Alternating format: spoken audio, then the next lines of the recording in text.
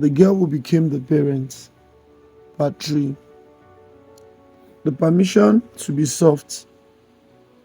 Healing does not begin when the world changes. It begins when she realizes she was never meant to carry it alone. The strongest moment of her life was not when she held everything together. It was the day she allowed something to fall and not collapse.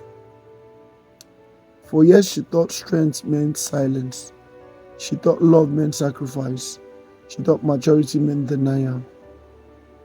But healing introduced her to unfamiliar ideas. Rest is not laziness. Saying no is not rebellion. Asking for help is not weakness. At first, it was wrong. When someone offered to help her instinctively reply was, "I'm fine," because she had rehearsed that sentence since childhood. "I'm fine," even when she wasn't. When a child grows up as the emotional parent, a nervous system lives in survival mode, always alert, always prepared, always bracing. Healing is not dramatic. It is nervous system retraining. It is learning that not every raised voice is danger, not every silence is rejection, not every problem is asked to solve.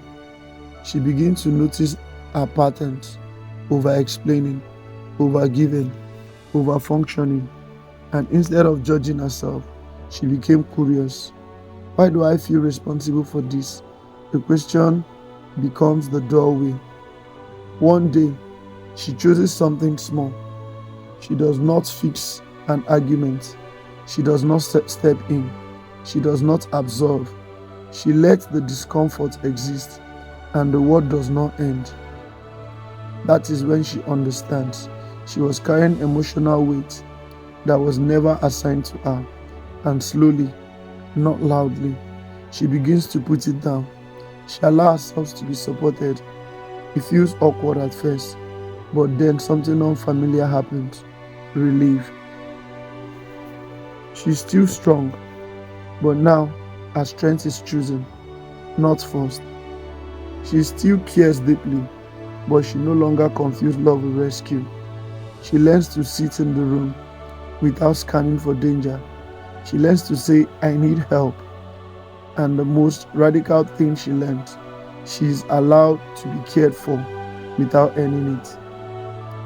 The girl who became the parent did not lose her childhood forever. She found a way to reclaim pieces of it, not by blaming, not by breaking, but by choosing softness after surviving hardness. And maybe healing is not about becoming someone new. Maybe it is about finally giving that little girl the protection she once gave everyone else. If this story reflects your journey, subscribe to Shakespeare Real Life Story, where survival turns understanding and understanding becomes healing. The story is not over.